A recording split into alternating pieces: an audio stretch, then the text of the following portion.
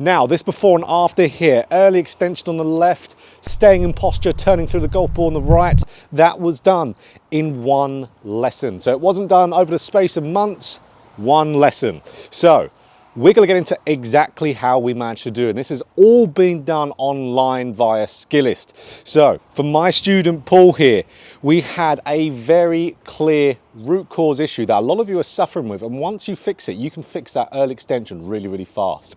So what we're seeing here with Paul, he was getting up to around mid backswing and he would turn his hips really early in his backswing. So then he'd turn his hips to really its full range of motion in that backswing by halfway back.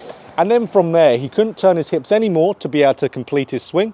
So then he had to then just move his arms, a little bit of an upper body turn to complete his backswing there. But because his lower body had stayed dormant for so long, for half the backswing in its completion, it's very unlikely that his lower body was going to start to turn, starting his transition. So then what we saw starting the downswing was his arms, because his arms were what were completing his backswing. So whatever is in motion, getting up to that top of the backswing will stay in motion in transition. So it was then getting ahead of the body in the race to the golf ball. And if those arms are ahead of the body in the race, in the sequencing in the downswing, you'll have to come out of your posture, have to stand up, jump stall for it, just to let the arms pass through.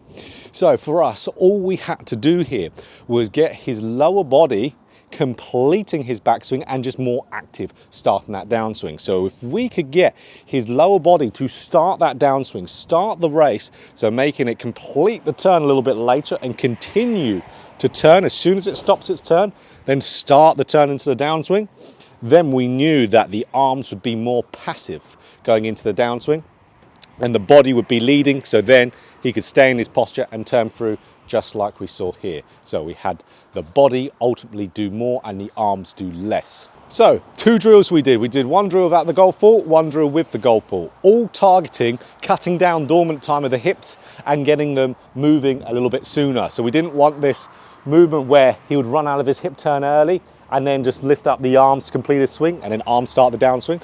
We wanted, as soon as those hips, really when they stopped turning, we wanted them going and turning into the downswing. As soon as they stop, which is something we see all top players in the world do, their hip turn stops in the backswing, it immediately starts into the downswing, that change of direction. So first thing we did was the classic favorite drill of the channel, resistance band drill. So from here we got into really a little bit of a movement into a backswing. So we had a little bit of dynamic backswing movement. And then as soon as we felt like we completed that hip turn, we started to move into the downswing. So it didn't need to be a full complete backswing hip turn. It just a little bit of priming movement and then getting those hips turning, just to get those hips used to the movement of the changing of direction. So lots and lots of that drill was really beneficial for us.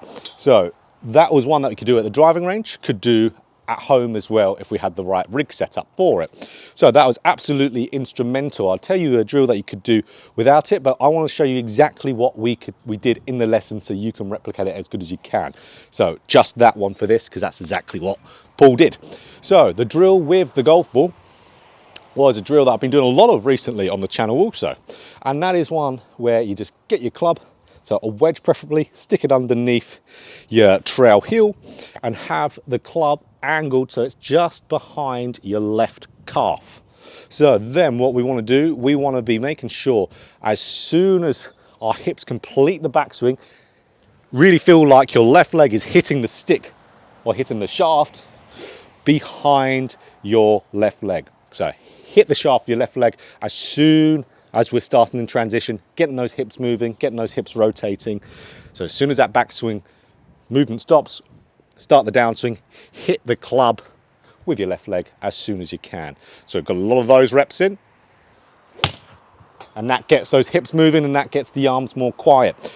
Because when that body is more governing the movement in the downswing, then we don't have to do anything for the arms to pass, because we can turn, everything falls onto the golf ball in nice posture, as we could see there.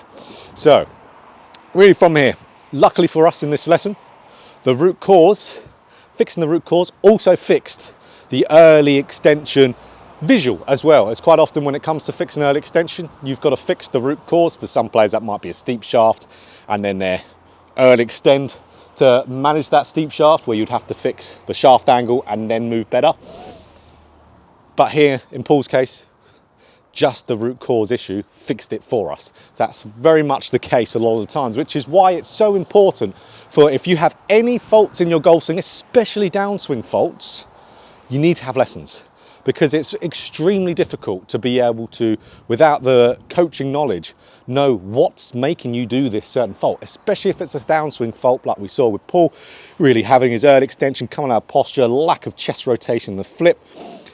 You'd be led to believe, if this was you without the knowledge, that you would have thought, okay, you're just early extension and jump stalling for the sake of it, let me practice some early extension drills, which would do nothing for you. You would have to figure out, why am I doing that? Even if you're someone who adds a lot of loft going through it. You need to figure out why you do that, not just try to fix the actual visual of it, because you won't get very far doing that. That's why it's so important to get there. But always, when you're looking at something in the downswing, think, why am I doing this? If you can't figure it out, which is very hard to, lessons are the key. So, absolutely guys, if you enjoyed this video, click that like button if you want more golf instruction just like this. Hit the subscribe button, hit the bell button too to be notified every time I put out a video. So guys, there is also a link in the description for online lessons with myself.